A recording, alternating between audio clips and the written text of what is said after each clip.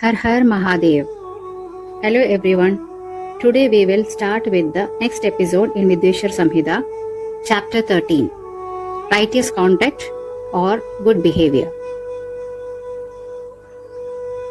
The sages asked, we wish to hear about the Sadachara practices as well as about the Dharma and Adharma that a man should follow.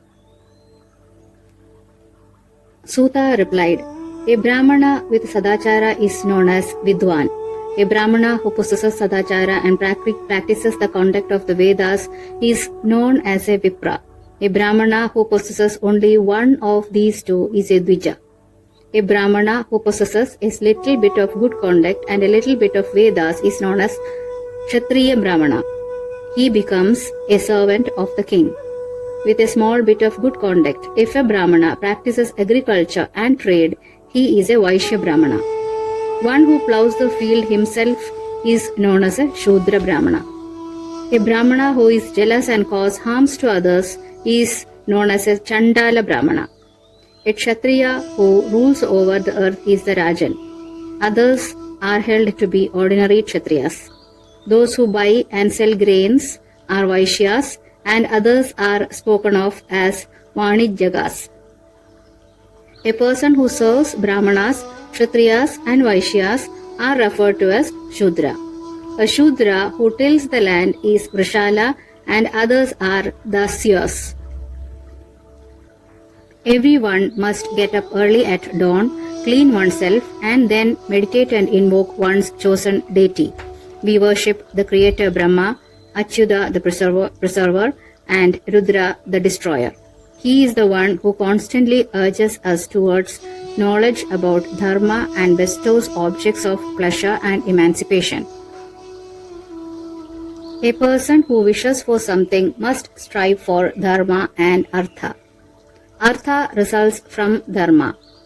Artha earned through Dharma must be spent on the objects of pleasure, and this results in non-attachment. If Artha is earned through contrary methods, attachment results. In Kali Yuga, the pursuit of Dharma is through objects. In Krita Yuga, Jnana was obtained through Dhyana. In Treta, success came through austerities. In Dwapara Yuga, success was obtained through Yajna. In Kali Yuga, Jnana is obtained through the worship of images. Unhappiness results from adharma, and dharma makes a person happy. Wicked conduct leads to misery. Good conduct leads to joy. If the wealth earned through proper means is donated, this ensures success.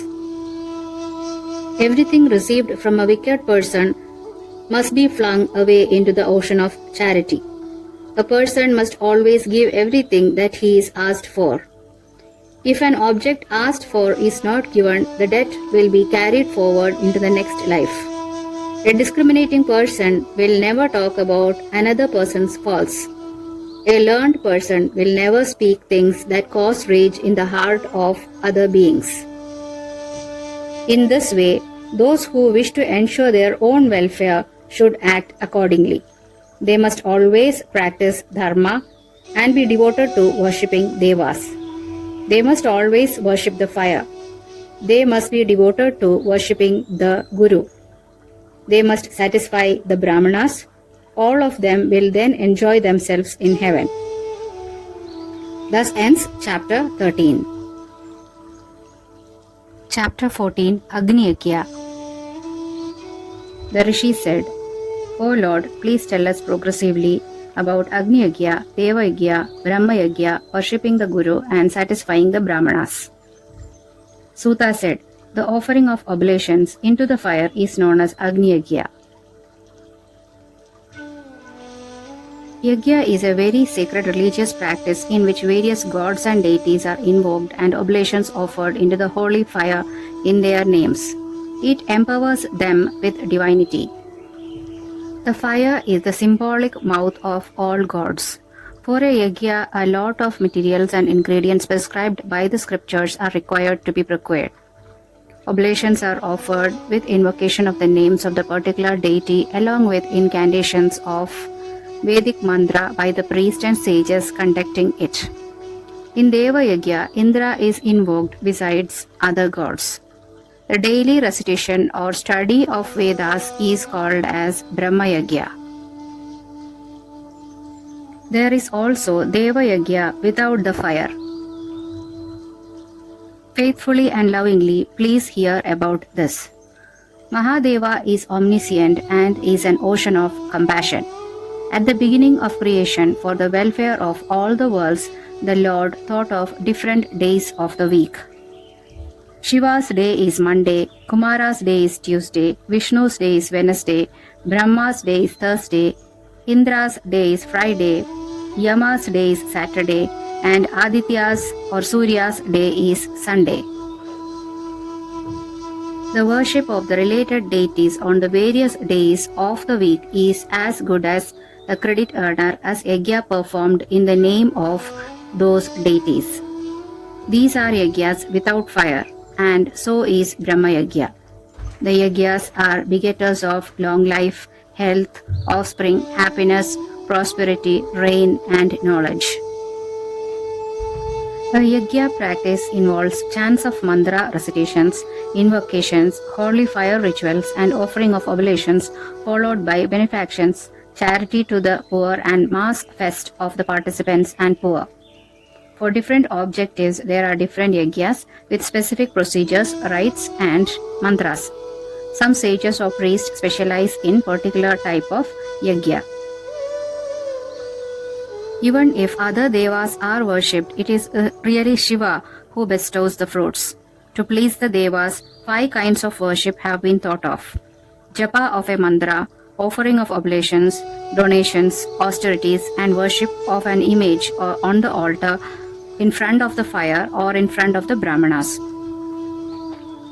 The worship should be undertaken with 16 kinds of upacharas.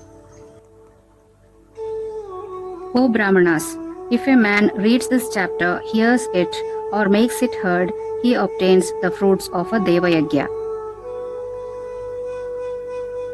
Chapter 15, Deva Yajna. The Rishi said, O Sudha, please elaborate on Deva Yajna, the suitable time and the place for it. Sudha replied, the most suitable place for the Deva Yajna are a pure house, a cow's pen, the banks of water body, the roots of a bilwa tree, the root of an ashwatha tree, or the base of a tulsi plant. Also, the abode of devas, or the banks of the river, or the tirtha on a river, are also considered as auspicious places to perform Deva Yajna. The banks of 7 Gangas yield fruits that are 10 times superior than these. The 7 Gangas are described as Ganga, Godavari, Kaveri, Tambraparni, Sindhu, Sarayu, and Reva. The shores of the oceans and the summits of the mountains are also much superior. Out of all these, it should be known that the place where the mind is at peace is the best. In Krita Yuga, the fruits of sacrifices and donations are known to have been complete. In Treta Yuga, the benefits become 3/4. In Dwapara Yuga, it is known that one always obtains half the complete fruits. In Kali Yuga, the fruits obtained are only 1/4. The time of Sankranti, like the Vishwa Sankranti, Makara Sankranti, and the time of the lunar eclipse and a complete solar eclipse are very auspicious for performing Deva Yajna. A poor person must worship through every possible means, words, and deeds. Worship through words consists of pursuit of learning mantras and japa. Physical worship consists of visiting the tirthas, observing vows, and other daily rites. Whatever method is used, whether it is a little or a lot, as long as the mind is such that this is offered to a deva, this is thought to lead to objects of pleasure.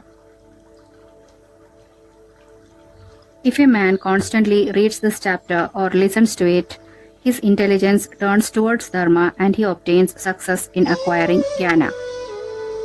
Thus ends chapter 15. We will go to the next chapter in the next episode. Thank you.